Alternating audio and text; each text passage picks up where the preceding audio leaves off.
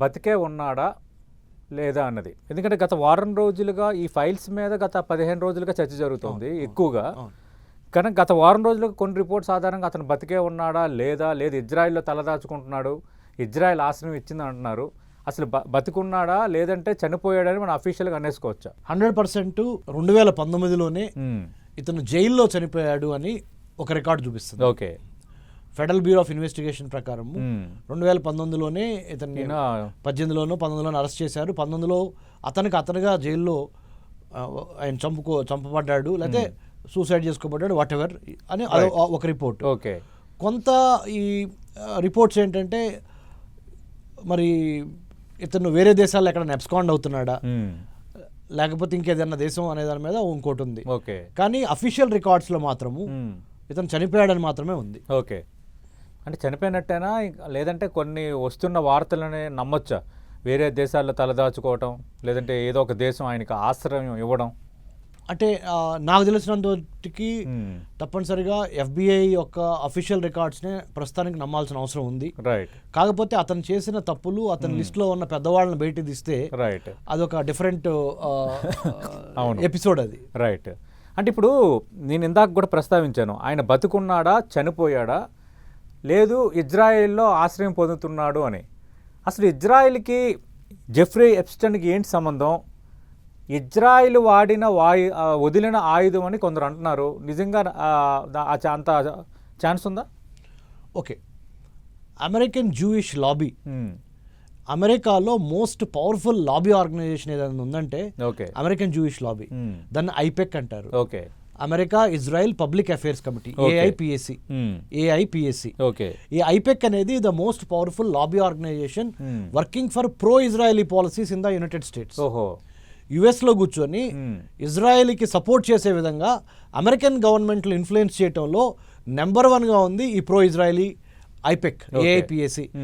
అమెరికాలో లాబీ చేసుకోవటం అనేది రిజిస్టర్డ్గా న్యాయబద్ధంగా ఎవరైనా ఏ పాలసీ కోసమైనా లాబీ చేసుకోవచ్చు. ఇండియాలో ఇంకా సౌకర్యం లేదు మనకి. మనం పార్లమెంట్లో పాలసీలు లాబీ చేయడానికి లాబీ గ్రూపులు పార్లమెంట్ బయట పనిచేయవు. కానీ అమెరికాలో అమెరికన్ కాంగ్రెస్లో అంటే సెనెట్లో కానీ హౌస్ ఆఫ్ రిప్రజెంటేటివ్స్లో కానీ అమెరికాలో ఎగువ సభ దిగువ సభ, senate and house of representative దిగువ సభ, వీటిల్లో పాలసీలని లా మేకర్స్ని ఇన్ఫ్లుయెన్స్ చేయడానికి ఒక లాబీ గ్రూపు వాషింగ్టన్ డీసీలో చాలా లాబీ గ్రూప్స్ ఉంటాయి. ఓకే. ఆ విధంగా చూసినప్పుడు ఈ ఇజ్రాయెల్కి సంబంధం ఉందా?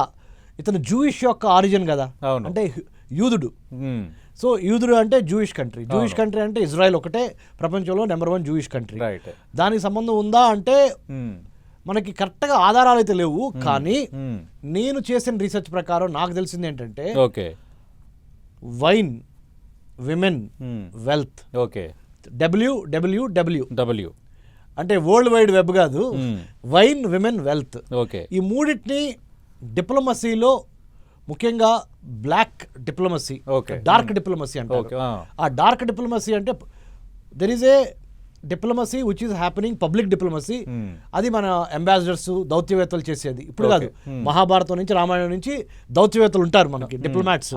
ప్రతి దాంట్లో యుద్ధాన్ని ఆపడానికి కానీ ఇంకోడానికి, శాంతి ఒప్పందాలకు కానీ. అది బయటికి కనిపించే పబ్లిక్ డిప్లొమసీ, అది వేరు. ఇక్కడ డార్క్ డిప్లొమసీ అని ఒక మాట వాడాను నేను.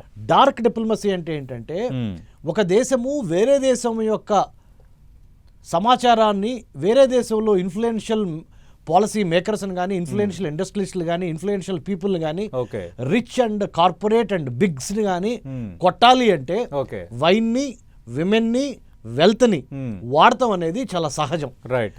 Going by that we should not feel amused or we should not feel surprised. Right. ఏ దేశమైనా చేయొచ్చు. Okay. So that could be Israel పేరు ప్రముఖంగా ప్రస్తుతానికి, అంటే ఎందుకంటే అతనికి జూయిష్ ఆరిజిన్స్ ఉన్నాయి కాబట్టి. రైట్. జూయిష్ ఆరిజిన్స్ లేకపోతే ప్రాబబ్లీ ఇజ్రాయెల్కి అది లింక్ అయ్యేది కాదు. రైట్.